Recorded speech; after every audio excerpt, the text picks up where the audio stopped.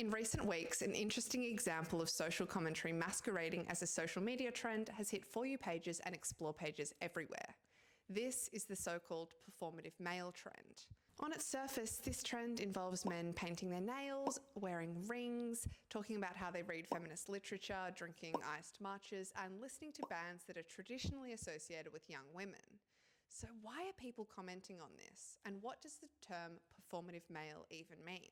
To the uninitiated, the mental image that I described earlier may mean nothing. However, to those who've spent enough time on the internet, it paints a picture of a man who's adopted all the signs and signifiers that would make him attractive to your average inner city cool girl.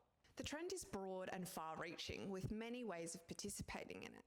Some young men are getting in their best performative male get-up and posting it on social media to make fun of themselves, and some people have even filmed their pets lounging in the sun with the comment, "The performative male trend has gone too far."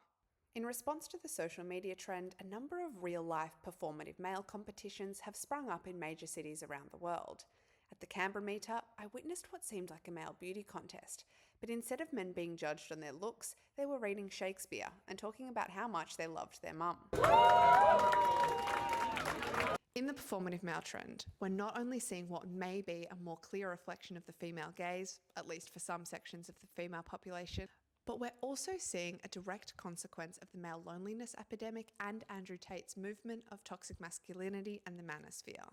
While Tate and others like him have been described as a backlash to feminism, the performative male trend is like a backlash to the backlash. All aspects of the performative male are not just superficial and aesthetic, they point to something much deeper about the performative male's personality. With his jewellery and nail polish, he says he's comfortable in his masculinity and isn't afraid of being called unmanly. By listening to music artists associated with young women and reading feminist literature, he shows that he understands the experience of being a young woman and believes in feminism.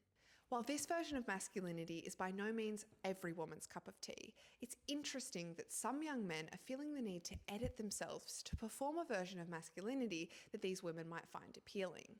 Many young women have taken to social media to talk about the fact that they now feel unsafe using dating apps and modern internet dating to go on dates with men they may not know, especially in light of the manosphere and Andrew Tate's rhetoric. This light-hearted, fun trend thus indicates a deeper change in the way men and women are relating to one another when it comes to sex and dating.